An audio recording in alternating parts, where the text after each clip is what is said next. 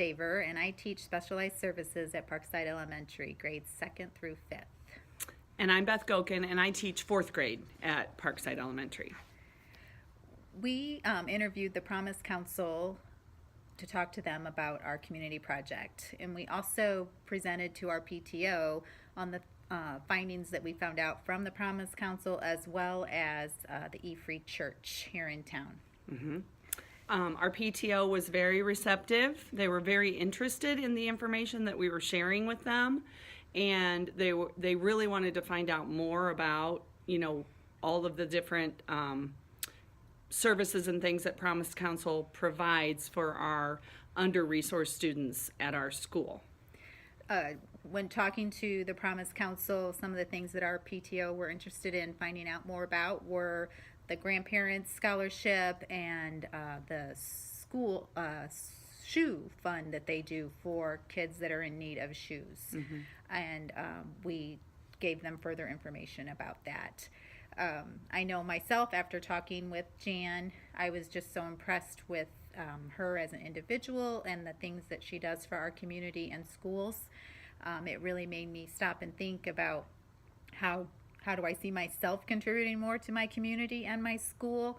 It opened up a conversation with my husband when I went home, and I really thought I need to do more, and so I encouraged him to do more in our community to support me and my school. So we've agreed to look into ways that we can support our school and other schools in our community at least 2 times throughout the year. So that's going to be my action plan to kick up my community services and do more.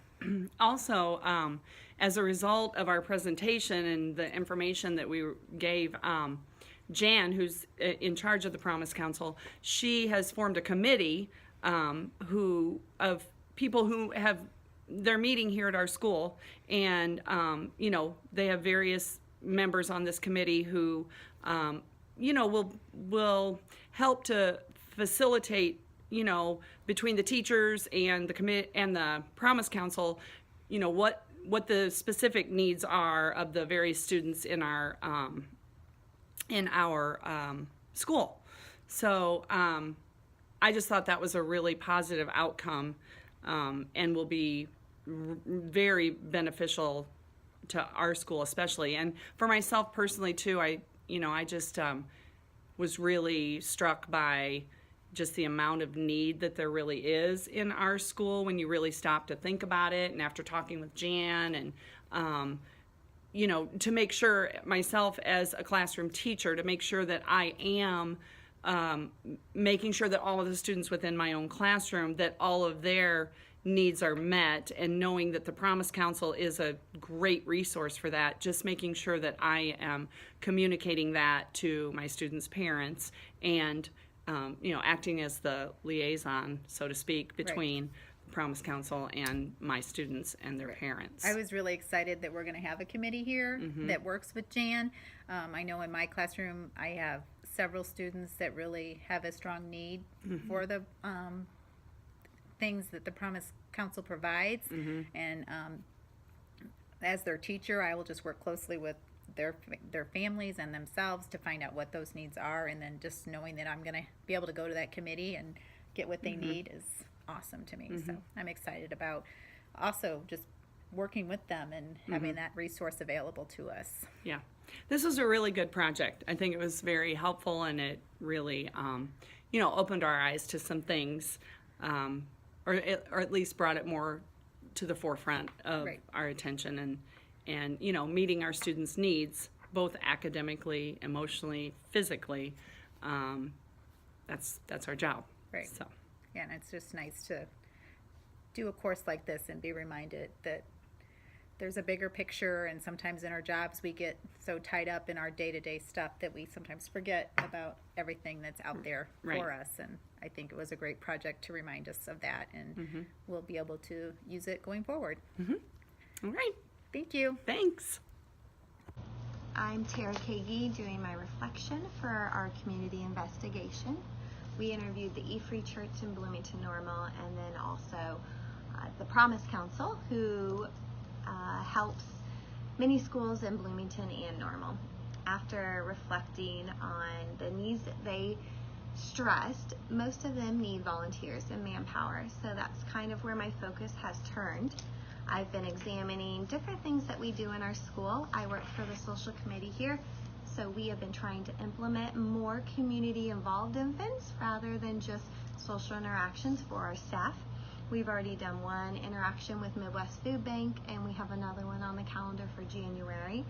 And I've talked with our school social worker and psychologist, and we've decided to kind of steal an idea from Jan Meadows and the Promise Council and do a shout out Google Doc where families who have needs, anything from coats or hats to food to pots and pans or sheets or towels, any of those needs, they can add it to the Google Doc anonymously, and then all of the families in the school and the teachers in the school have a chance to donate those items that they might need. This will be something that we're going to implement throughout the school year, and just try to make our own difference amongst our families here in the school that way. We also are debating how we can do more parental development. That was one thing that the E-Free Church stressed, that they would love to be able to do more parenting classes, budgeting classes, health and nutrition information, but they don't have the venue or the communication to do that. So we're going to try to implement some of those and get in touch with different churches and organizations in the area that might help us be able to have those for parents and have the teachers here provide childcare for when those take place. And I think after all of the reflecting, after listening to everybody we interviewed and thinking about what our role is as educators in our community, it's important just to try to always be visible, even though we are busy and we all have a lot on our plates. When we put ourselves out there and are involved and visible, we set a standard for our kids and for those families. We show them that we care. It teaches them, our students, to be good citizens and instills that sense of helping community and pride in your community.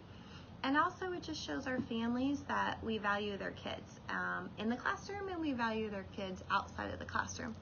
So I've really enjoyed this project. I've done a lot of reflecting with it, and I'm hoping that the little pieces that we're putting in place in our school and in the community will continue.